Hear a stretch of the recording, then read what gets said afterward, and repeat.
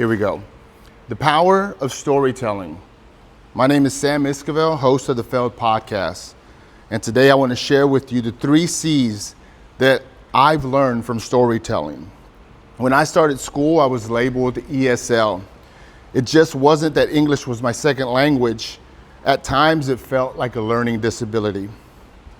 For years, I listened to others communicate in ways that I couldn't. But deep down inside, my hope was that one day I could speak in a way that people would enjoy and learn from me. I just wanted to sound good. My message is this: setbacks and challenges will happen, but if we learn from them, we can grow. For me, storytelling has proven to be a powerful tool worth teaching and sharing. Which brings me to the first C, communication. Communication is a superpower gained through storytelling.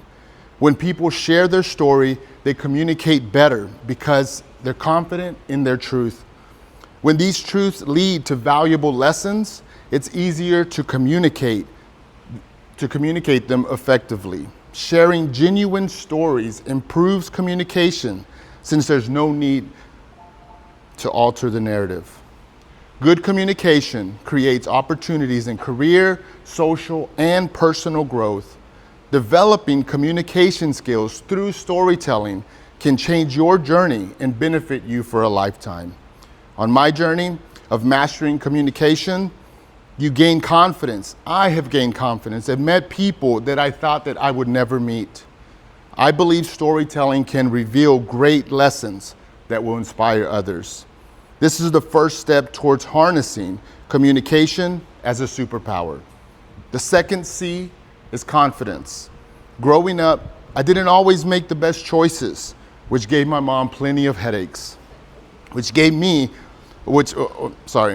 was insecure, but I was confident in poor decisions. Lack of positive confidence can lead to poor choices and isolation, stunning communication development. However, when you reflect on your story, not only will you learn, but it will bring about a confidence that will be rooted in your story. Replacing your past self-image isn't easy, but it starts with talking about and sharing your story. When you see that your story and the lessons learned are helping others, you unlock the superpower of storytelling, which helps you gain confidence in yourself, resulting in confident communication, which is expressing yourself clearly, and it makes it easier for you to be understood at home and in the workplace. Also, speaking up respectfully, ensuring that your needs and opinions are considered, leading to more well-balanced interactions. The third C, connections. Storytelling creates deep connections. When you share your story, you bond with others who share the same experiences. These connections foster empathy, understanding, lead to meaningful relationships, both personally and professionally. I've seen the power of storytelling in many ways, but here are 2 examples. By opening up about my experiences and lessons, I've created genuine connections. This growth has helped me enter rooms with confidence, make great friends, and I have been a part of many great conversations and have built an impressive guest list that I have interviewed on my podcast. The power of storytelling lies in these 3 C's: communication, confidence, and connection. Sharing your story ensures your communication. It builds your confidence, and it forms meaningful connections. Embrace your story and see how it transforms your life and those around you. And I'll leave you with this. I stand here today because of my story. When will you share your story? Where will you share your story?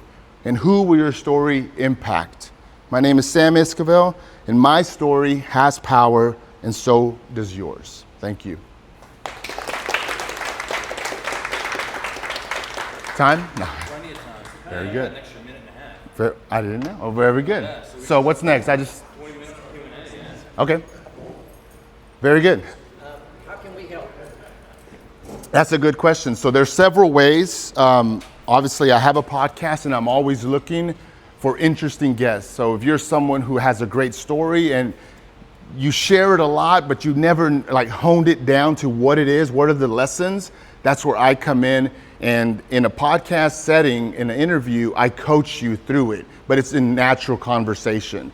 And at the end, there's takeaways, there's lessons you learned, and then we can progress through your life. And people don't, it's not natural for people to do that because they usually just do it with like friends and family. And so. So that was a very well structured rationale and explanation for storytelling. But I feel like I didn't hear your actual story, like a story. Well, here's the problem. I had 6 minutes, and I mean, I can do it very concise, but these things from ESL and English being my second language was how I started because my confidence was real low. But each of the three things connect to why I believe in storytelling and communication. So it's mainly the lack of time, and I wanted to give a parameter of the power of storytelling. But yeah, that would be just, I would save that for another time. And that's why I also drew this C in that way. You go 1, 2, and then 3, and they all connect, and that's. Let me ask this: who, with a show of hand, whoever's the first, what are the 3 C's? Communication, confidence, and connection. So this is a gift card to you for listening. Pass that down. And I just wanted to try that. So anyways, okay, any other questions? Yes, Sam. So you have a podcast where you kind of like talk about, failures and lessons of, business owners have, entrepreneurs have experienced. Yes. What led you to start that podcast, and what advice do you have for anyone here in the audience that is interested in having something like that? What were your own challenges? Okay. That's a really heavy question. So it's evolved. Most people that have podcasts, they start at one place and they finish, and they they hone their focus, and then they end up wherever they end up where they're at. For me, it first started as Counterpunch, and it was for young people. I was a youth leader for a long time, so I always felt in life you needed to counterpunch the punches that life throws at you. And that evolved into Cultivate Leadership Project, which was me teaching leadership to young people and exposing them to that. And then, I know y'all gonna laugh, and then COVID happened. And then I had some issues with the business that I was in partnership with, and I couldn't see myself. And then I got really sick, and then I was, sorry. There was 1 or 2 other things that I felt like I failed at and that they were challenges. So I was sleeping one night, I said, I can't really be pushing this positivity right now because I'm kind of fighting with myself. And that's when I told my wife, and me and her, we came up with the Failed podcast. And so the Failed podcast has to do with failures and challenges and helping people share their story. And those are the bookmarks that I use to help them share their stories. And the why is, our successes are all different. The cars we drive, the homes we live in are so different, and sometimes that separates us as humans. But our failures, when you look there, they're very similar. A lot of us share in those experiences, and that's why I feel like that's where the connection part comes in, because I'm sure when I didn't have no money, I lived with my parents. How many of you didn't have no money and you had to live with your parents? Or you had a budget on food? You know what I mean? Those are the things where we can connect, and from there we can build connections. And that's where the Failed podcast came from. And then the last part of that is, what could you do to start a podcast? It's a very complicated answer, but do you have something to say, and can you say it 100 times, right? In 100 different ways. And so a lot of people struggle with that. And so me being a podcaster and focusing on communication, I help people get there. So if you give me one idea, I'll help you break it down and say, here you go. We have 25 episodes here. Go home, do your homework, give me 3 subtexts on this title, and I'll help you roll it out. And it happens through conversation. I coach people through conversation to help them be more comfortable with who they are. And I believe that when you know your story, then you start connecting it to business. When I'm having a conversation with you, I figure out what part of my story connects to you, and I'll focus there. And those are some of the, I think I answered it. Thank you. Yes? So, for to be on the podcast, is it a set location people go to, or is it Well, I do any way possible. I do it because I started mobile. I've had a few studios. I have a studio now, and in the Hispanic Chamber of Commerce, they have a studio available for their members as well. But I have a space here in the Arts District, and I prefer in person. If you look at my interviews, they're mainly in person. I do online, but when you talk communication and especially connection, in person is so important. Just because the way we conversate, like even interrupting online seems worse, but when you interrupt in person, you can it's a little bit easier to take. And so I prefer in person, and I do have a space. Yes. Yes. What challenges have you had, like getting, I guess, viewership or listenership on the podcast side? That's great. So that sentiment keeps people from producing content. Okay, I'm going to give you this quick example, and that is in the music industry. There's people who were making music in the 80s and 90s, and nothing came of it. But then TikTok, Instagram has come, and all of a sudden there's a use for it. And so there's stuff that their music is played on and used, and then now they're seeing it as a viable business. And so for me, it's building it up. Now, as far as viewership, that has to do with you, your personal brand, your scope of influence that can help you. If you pay for marketing, if you pay for eyeballs, you can do all that. But my thing is why do you want to? It's been a long time. I have views from 100 to 3,000 views. I have Instagram. I've covered every angle. At the end of the day, I'm building my resume. I'm building my catalog. And so I see it that way. And when people are watching, to think, like, I don't know how many people are here, 25, 30 people, I'm reaching 100. And if I have a way for them to say, I want to invest in Sam or the Failed podcast, then there's already value in those 100. And so we get lost. I want 1 million views, but what if it's just views? And so you kind of have to figure out, what do you want to do with your viewers? I want to give viewers an avenue to learn. And so that you can't really put a receipt on that, but I feel like I'm doing that with every interview. But I would just, if you want to grow, you just want views, just throw money at it. That's the funniest. But if you got it, if you're the guy, the algorithm will just give you gifts, man, left and right. But that's only a few of us. The rest of us we really have to work and just keep being consistent. Do you audio and video? I do audio and video. I started with audio because I felt like communication is what I love. And so if you can't do it without a camera, you can't do it with the camera. So I would say always prepare as if you're just doing audio. So all of this jazz and all this stuff, and that doesn't matter. If it sounds good, then go ahead and do video. But now I do video. And from that, you can get all your aspects in social media and marketing, from clips to short, long, all the formats. If you can master video podcasting, it can help you in business or whatever you're trying to do. And I've seen that firsthand, so. Yes. Yeah, we'll go blue and then we'll get you back there. Yes. Yeah. No, I love the form you've created for this. I think there's an inherent need in our society for Yeah. things like this, especially on a professional level. It kind of reminds me of Hidden Brain. Yes, I know Hidden Brain very well. Kind of back and forth. What do you think is the next evolution of your machine that you've created? Of what? Of podcasting or? Of what you've created, what do you think is the next step? So the word authenticity will probably make a lot of you want to throw up because it's overused. But it's one thing to use it and to know it. And so I think authenticity is about to happen. Now, everything has iterations whenever you talk social media. It lasts very little. And once you capitalize in that space, then you can kind of just leapfrog to the next thing. So right now is being authentic. Like, can I see what you're doing and does it match you in real life?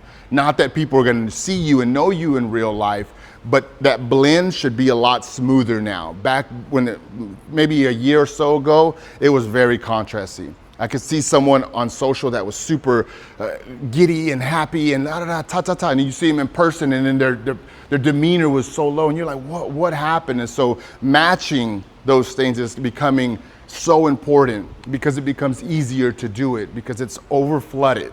People post 30, 40 times a day. And if it's not authentic, then it's going to be very difficult. And the people that post very little, it's because that gap is big from being authentic and I'm trying to be this character. Now, being a character has its place, But if you're trying to do personal brand, I always start with your story, and then from there, everything comes out, because people gotta like you. And they find out it ain't you, then all that credit, it goes away. And so when it matches really good, then you can hold on to that. Thank you. Yes, you're next, my man. First of all, how many podcast episodes do you have? It's hundreds. Hundreds. Okay. Yeah. What are some favorites that we should start with? Well, when you go on my Failed, I have some cards too, so please get one. They're categorized, and so the Failed podcasts are long format. So if you're driving, they're 45 minutes long, and it's back and forth conversation. But I have another thing in there, and they're in the little circles on YouTube. It's called the coffee break, and so those are 15 to 20 minutes, and those are just motivational. But it gets to show you, like, one is conversational and one is I'm gonna talk because I want to teach, and so at least you get to see those two.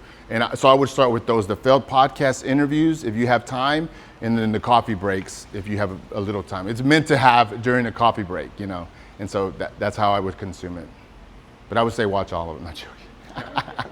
Yes. What would you say was your biggest hurdle in creating this podcast? Well, it's funny because he asked about numbers, and so a long time ago, that was my biggest hurdle, is being able to turn that off and that not matter, so that my purpose became more important. So then whenever I am recording or doing an episode, I know that I'm trying to help someone. I'm trying to motivate someone to look in the mirror and say, I love that guy, I love that girl. Like, I'm tired of the way people see me. I see myself like this, and I'm good with that. And so to me, that was it. It's just like, now it's been a while since I put something and it's like 0, but boy, those numbers will hurt you. When something doesn't move, you feel like there's nothing there. But you just keep going, and then one day, if something pops, it's natural that it trickles. There's a trickle effect to all your stuff. And really the goal is for the right person to see your content, your videos and podcasts. And so, yeah. Yes. What kept you moving in those moments where you recorded, this something wonderful that you thought that it was great, Yeah. and then you got 0 views? What kept you going to do the next one and the next one, and then a year later continue trying to move the needle? So my goal has always been to help people. I always say to people that I've led or helped that I'm a great second, and that means that I motivate, I help someone keep going. So my why is helping people share their story for those 3 C's. And so it doesn't matter if anyone doesn't watch it at that moment, but I do know that someone will watch it at some point, and that's what keeps me going. It's just like the uncertainty of it. Yeah, but it's hard. When you start, just your friends and family are gonna watch it. They're gonna get tired of you really fast. And so your support will come from complete strangers, And we get upset when we don't get support from friends and family, but it's okay, because at the end of the day, what is it gonna really equal? 10 views, maybe 5 views on something. So you have to really think outside of your Tupperware circle, if you know what I'm saying by that. It is bigger than Tupperware. You gotta extend outside of that, and you gotta believe in yourself. And yeah. Okay. Where did your courage, I know that was one of your 3 C's, was your courage. But in those small moments where it seemed like it was really small, what really just motivated you to keep you going? Well, I knew my story. So I knew where I started, and I knew all the knucklehead moves that I made. I knew how, my parents came from Mexico. I'm first generation, them not speaking English, me watching them not be able to communicate. I was translating for my parents when I was a kid. Like, that should not be happening. I wish they had the ability to communicate, and they didn't, and it broke my heart. And when I see people that can't communicate a simple idea, it breaks my heart. And I feel like if we give that to individuals, you help them out so much in life. But I believe that it starts from their story. I just can't see teaching communication for the sake of communication. They have to be able to point it back to themselves. Where at one point, maybe they're just ranting about their life. And then once I give them some coaching, then they're saying, when I grew up, English was my second language, and now I believe in communication, and I believe in teaching people about their story and changing their lives first, and then through that they'll change other people's lives. But it's my whole life that has gotten me to this point. And I've written hundreds of papers, I've spoken hundreds of times in front of young people, and all of that was just developing this craft that in my 40s I'm finally seeing what I was building. I didn't know back then. but I was building up for this. And that's my story. Yeah. Thank you. Yeah. Yes. So a lot of the younger folks, or even folks, they feel like they haven't hit a level of success to properly tell their story, or it's worthwhile telling the story. So Yeah. how do you kind of get someone out of their skin so they're more comfortable getting in front of a camera or getting in front of an audience so that they can start telling who they are Yeah. and then build their personal brand that ultimately helps their business or whatever organization? So for me, no matter the level of success that someone finds themselves, they need an understanding of their story. So whether you're young or older, I'm still going to go down the same approach, and I'm going to say, what are some failures and challenges in your life? And someone will say, well, I went through these 8 or 9 things from elementary school to my college days. Then we pinpoint them. And I say, okay, in elementary, you went through these 2, you didn't go through these 20. In high school, you went through this one, not these 5. In college, you went through these 3. And then all of a sudden, you have like 6 or 7 main points that define you. And then through communication, they start saying, here's a lesson I learned there, lesson I learned there. And then you start seeing the diagram, right? And as you're talking, you just pick the one that you're going to share in the situation that you're at. But it's understanding that. And then you say, here's what I know, but here's why I know it. And that helps a lot of people. They don't know why they learned something. So I don't know if that answers it, but that's the approach that I take. I take it back to, what's your story? Let's figure out the real lessons that you gave yourself first, before the quotes, before the books, before the talks. What did you teach yourself? And that, to me, that has a lot of value. People carry that with them. And then they memorize it, and it's like a filing cabinet in their head that they can throw out at any time to connect with someone. Yes. Thank you. Some of the things you say in the field. So my question is, do you have a competitor? This is my first time hearing your idea. I've never heard of this, so it's pretty good on that point. Do you know of any competitors out there that's doing the same thing? I do. When it comes to podcasting, it is flooded, and and I am 1/1,000,000th. You know what I mean? But when it comes to storytelling and the perspective that I'm taking, that's where it gets a little bit narrower. There might be better speakers out there, people who are more established, that I don't even consider my competitors, but that's who would be my nearest competitors, because I'm a podcaster, but at the end of the day, I believe in storytelling and communication. That's how I want to be known. I want to help people share their story. I just happen to do it through podcasting. So, thank you. Yes. When somebody's trying to build a business, one of the first resources utilized to promote the brand is social media, right? So Facebook or Instagram. How can something like this be, does the lesson apply to somebody trying to build their business brand on social media? So let's just say you had a brand and you had 100 episodes. And let's say 90 of those episodes are just services and brands, and there's nothing wrong with that. They can just be direct. Hire us for this. Here's what we do. And you can do the whole sales pitch thing. But let's say the first 10, as you're introducing yourself and the company, you insert, if you break it down to 10%, 1% insert you and your story, or whoever's selling the idea, right? So you got CEO, a salesperson, and a field person.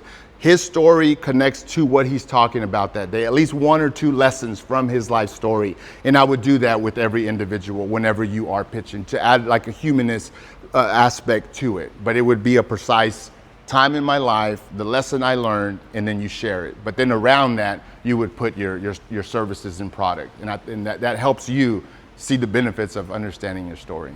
Yeah, that's how I would do it. Yes. Are you trying out any other additional channels or avenues for your particular story and methodology, with speaking engagements, writing a book? Well, so I have a book in the works, and it's going to have my first book will be me, and then after that I'm going to do workbooks. I'm drawn to workbooks. I feel like it has to be read, and there has to be something that you can interact with. But podcasting and YouTube is my main thing right now. But from that, it is some training, like some one-on-one and group coaching. I've done it for a few small businesses. And then obviously showing more of the coaching aspect on the Failed podcast in my interviews. But a book is on its way. And hopefully be able to speak to people, young people, to motivate them. Yes. You have a memorable example from your interviews, a story that you could give that actually demonstrates the power of storytelling? Yeah, so my dad has been working for the same company for over 30, well, let's just say 40, like my age, like 42 years.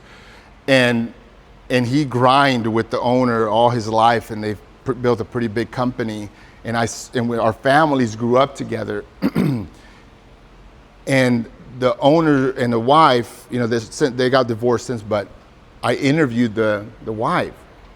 And so we got to sit down, and I'm talking to her, and I usually like, okay, Sam, put the hat on. It's business, it's job time. But I was very emotionally attached to talking to her, and we shared a lot of things about our families. And in essence, I was a part. I wasn't just doing the interview at that time. I was a part of it, and it doesn't happen often. But that one meant so much to me because it had to do with my dad. It was the connection that I made through my dad. And so I really enjoyed that, and it showed me a lot, and she was very vulnerable with me. I remember being young and seeing the owners of the company and feeling so small, you know, feeling so like worthless, you know, because we were poor. And to be sitting there and her showing me respect and saying like, Sam, I see you, it meant a lot to me. And so that's one experience that I have. Her name is Sandra McLaughlin. So when you see her on the thing, she moves around this area as well. She's a community leader. All right, very good. Thank you so much. Thank you. And we always do wrap up with our question. I know you kind of addressed it earlier, one of the first questions out, but what can we just recap of what we can do here as a Fort Worth 1 Million Cups community to support you and your business? Well, the easiest way is just subscribe to my YouTube channel. But if you have any questions, please send me a DM if it has to do with story or communication. And it's very one-on-one, very personable, and I'm here to help. So. Excellent. All right. And I have some cards if you find me. Great. Yeah, just put them up there, and people can grab them as they come, or you can hand them out however you want. Doesn't matter. So. I'll leave a few here. Coveted 1 Million Cups travel mug for your sacrifice today and presenting and everything. So we appreciate that. Thank you. Thank you, everyone. James Capel.